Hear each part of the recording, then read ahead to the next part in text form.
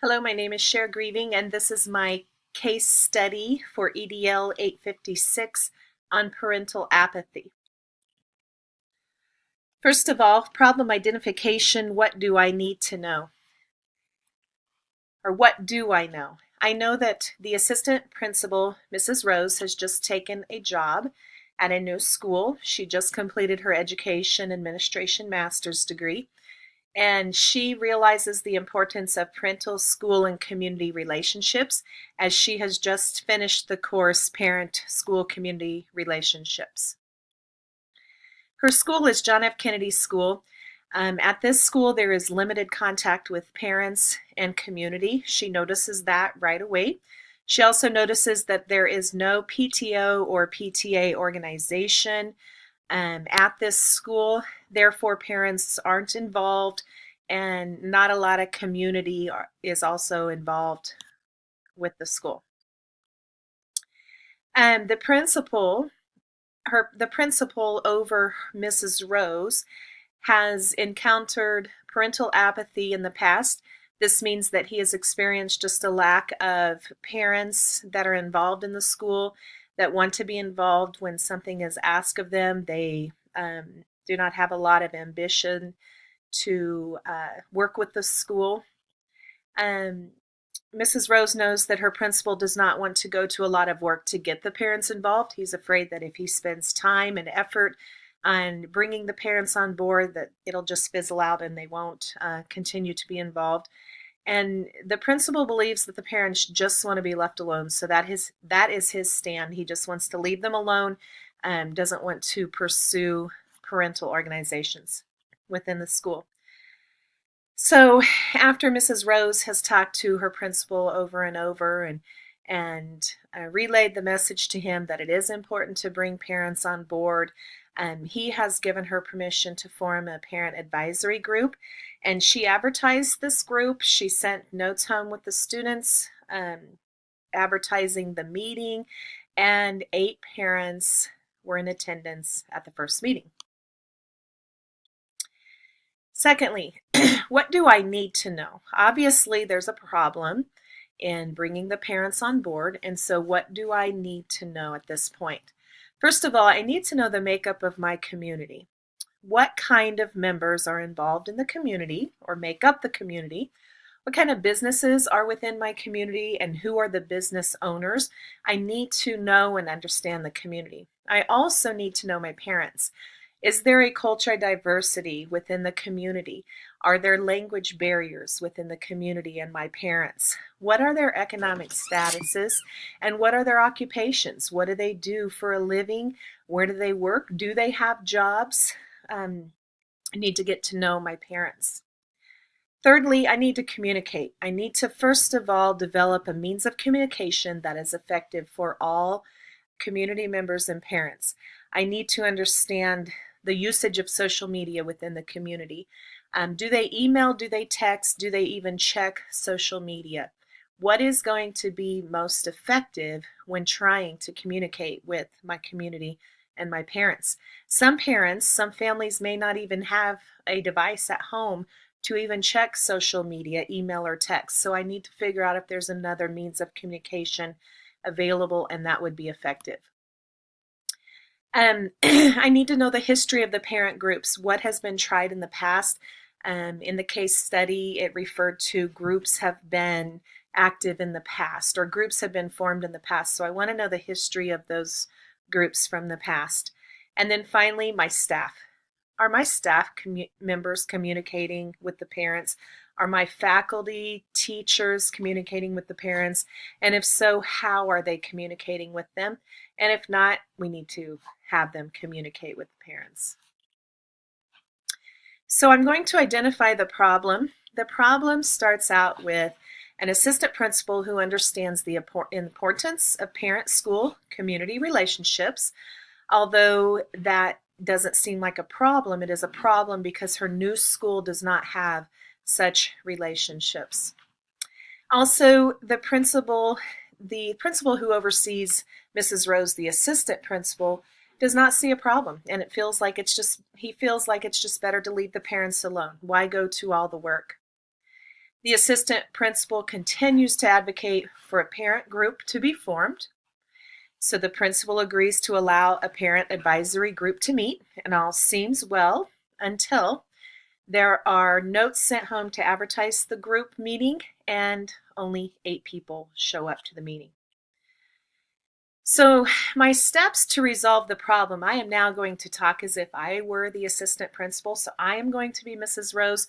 First of all, I have permission to form a parent advisory group, so I'm going to go for it, and I am not going to give up. I'm going to pursue this goal of mine.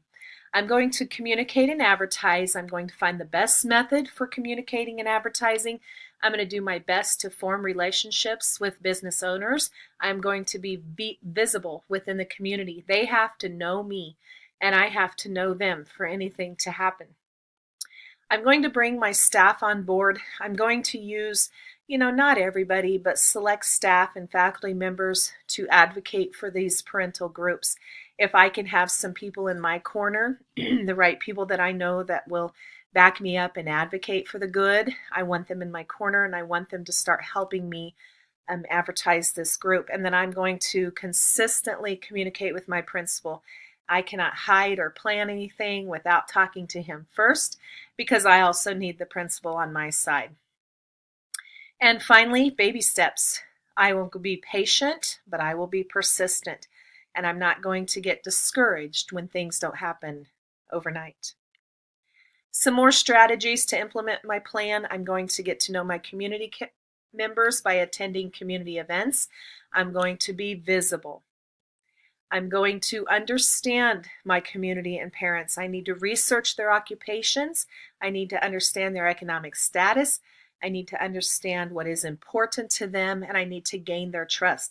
And the only way I can do this is by being visible and forming relationships with them. I need to develop an initial plan for the parent advisory group. I can't just say, here we are, we're meeting, now what? I might form an advisory group of a few members right off the bat so that we can meet and brainstorm goals for the group, and then we need to form an agenda and advertise that agenda so that the group knows that we have a plan and a purpose. And then I'm going to communicate and advocate. Understand how to best reach the public. Again, be patient and persistent. More strategies to implement my plan. Advertise benefits of the parental group. I need to let these parents know how this group can benefit them, and give them, again, the purpose of our group. And I'll start with 8 people. Praise the 8 people who took the time to come to the first meeting. There's nothing wrong with starting with 8 people. Get them involved, get them in your corner, and then schedule another meeting.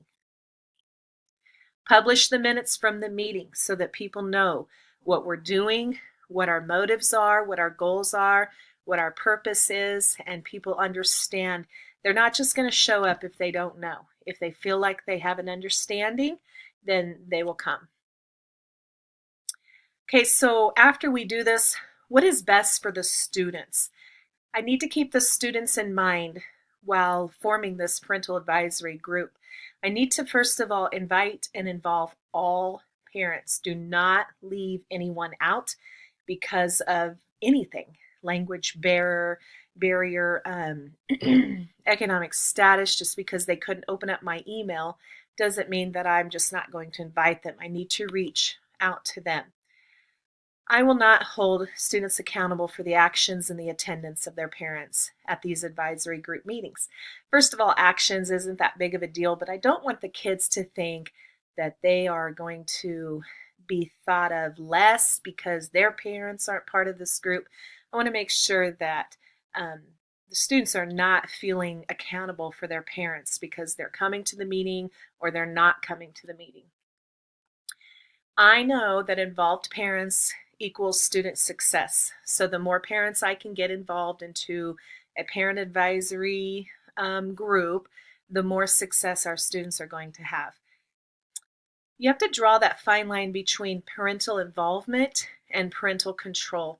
I know that sometimes when you bring parents on board to become active and participate within the school, They almost want to cross that line and become in control. And that's a very fine line. You have to make them feel like they're welcomed and they are appreciated and that they're helping for the benefit of all, but yet they're not in control. And sometimes the parents go too far and they become too pushy and too demanding and too controlling, and then that's not good for the group. So that's going to be a hard challenge as the leader. I need to keep my students informed of what's going on. They may have more influence over their parents if they know what's going on and they know the benefit of the group. What am I thinking, feeling, and valuing at this time? First, I'm feeling that the people probably think I'm crazy for putting forth effort into a group of only 8 parents. Is it worth it? I'm feeling, do I really need to pursue this when I have some people not on my side? I'm valuing the fact that my principal has given me permission to pursue my goal. I am thinking that even though I have the principal's support, I know he's not going to help me much, and that's okay. I just need his support, and I need to keep in contact with him. I am valuing the 8 parents who took the time to come to the first meeting, and I will use them to advocate for this group. And I am feeling the importance of baby steps. I know that great things are not going to happen overnight. What issues are still unresolved or open to further discussion? First, eventually this group is going to require some finances to operate. And what's going to happen when I start asking parents to work fundraisers? I know they want to be part of a group. I know they want to benefit from being part of a group. But when you ask for their time and when you ask for some effort and energy, they're not always the most willing to do that. So that could be a barrier we have to get through. And I need to know how to handle faculty, staff, or community members who are naysayers and they just hope to see this group fail. They don't want to be a part of it. They think that I'm crazy. Why would you try something new? So I need to understand how to handle that and what kind of words I will use to counteract what they say. I need to know how to make all members feel valued and how to balance responsibilities. Again, I know I'm going to have some really want to jump in and take control. I'm going to have some that sit back, and I need to make them all feel valued. I need to communicate with my principal so that we're on the same page. Promoting academic success of every student. I, as one of the building administrators, feel a strong need for a parent advisory group to be formed, so I took action. I took the time to become informed of my community, and I took the time to get to know my parents. I invited and involved all parents. I first communicated with the principal to make sure I had his support and I was not overstepping my boundaries, because I know that a successful school with successful students has a supportive community and parental group behind them. This is my main goal to forming this parental advisory group. Promoting the personal well-being of every student through my plan, I, as one of the building administrators, did my best to communicate to everyone the importance of the benefits of this group. I invited and welcomed all parents to attend because, again, I know involved parents equals successful students. I did not hold students accountable for delivering messages to their parents concerning this group. I also did not judge students based on their parent actions or lack of attendance at these meetings. And finally, I adhered to ethical principles and professional norms by communicating and gaining support from my principal first.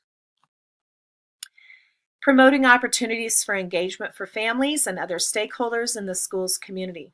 I, as one of the building administrators, understand the benefits and importance of strong community and school relationships. I understand that such parental advisory groups have not been formed and will not be well attended until the group proves to be successful by benefiting the parents and the students. I understand that communication is important and I should seek all means of communication for all parents. And finally, it is my goal to demonstrate a personal and professional code of ethics to protect the reputation of my school while promoting positive relationships. That is my presentation. Thank you for watching.